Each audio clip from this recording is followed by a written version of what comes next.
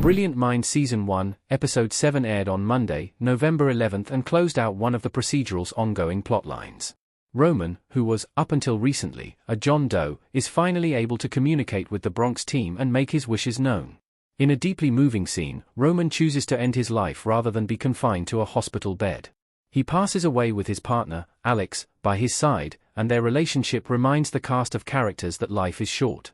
Inspired by Ramon and Alex's story, Wolf strides across the street and kisses Nichols right before the credits roll. There's been chemistry between the doctors since they first appeared on-screen together, but the chair of neurosurgery disapproved of Wolf and his approach to care.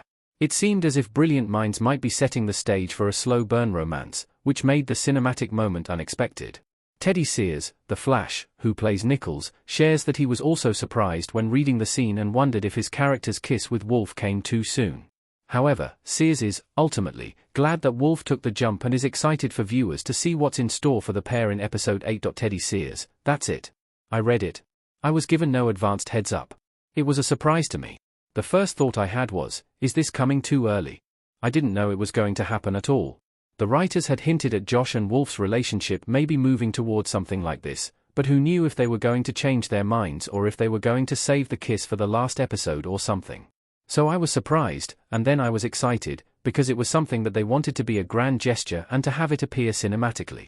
A street corner in New York, Wolf crossing the street, and just going for it. I'm thrilled, and it's a big payoff after the episode that we had. It was a very emotional episode that culminated in Roman's decision to transition with his partner-boyfriend played beautifully by Mishka Yarovoy. I think it made a lot of sense after what the actors went through to have it culminate, particularly for Wolf, have it culminate in his decision to do something impulsive and with emotion.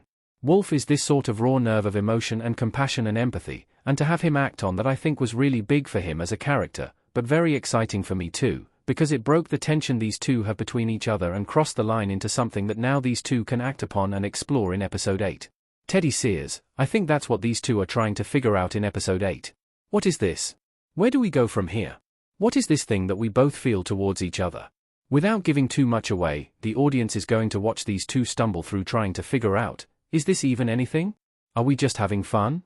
Are we just behaving like teenagers again because we have these feelings for each other, or are we going to discuss what is actually going on and opt to do anything about it? Those are the things that we see happen in Episode 8. A push and pull is the expression that comes to mind between these two in trying to negotiate within themselves, and then with each other. What are we doing? I'm excited to see it play out. It was really fun to act with Zach, who is a master, to me, of our field. And to see his decisions from take to take and moment to moment was very exciting. I don't actually know how they put it together, but I do know that there's a tidy and buttoned-up way forward at the end of Episode 8 for the audience to get excited about for Episode 9 and beyond. Teddy Sears, it's funny. I think back to the end of the pilot where Wolf is at the chalkboard, and he's explaining his novel approach to helping the patient manage their way forward with her two children, and there being this moment where, to me, Josh turned from, who is this guy? I don't really buy his way forward with patients. It switched from being dubious and being disinterested, frankly, to having a growing respect and understanding for the way this man is, and how he has crafted his life being with his patients. We see respect build at the end of the pilot. And then, as far as attraction, I think there's always been a tension between these two, a professional tension, a kind of alpha, if you will, tension, trying to suss each other out.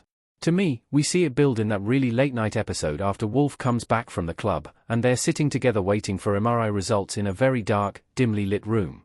It's probably 4 in the morning and these two are shoulder to shoulder, kind of huddled around the monitor, talking about their own experiences as doctors with their patients. And then cut to the next episode at the gun range when Wolf gets to see a piece of who Josh is and why he is the way he is, where he came from, and how his life was shaped by his military experience under Don't Ask, Don't Tell. I think that there are these moments that maybe Wolf sees something in Josh like, okay. I never experienced that before. I think I like that about him, even though he kind of p***s me off. And the same goes for Josh with Wolf, these moments of reluctance, like, d***mn, I'm reluctant to admit this, but the guy's got something. He's got charisma. He's got passion, he's got devotion, he's handsome. d***mit. Look at that beard. Whatever it is, these moments that we see them slowly go through, to me, it was a slow build.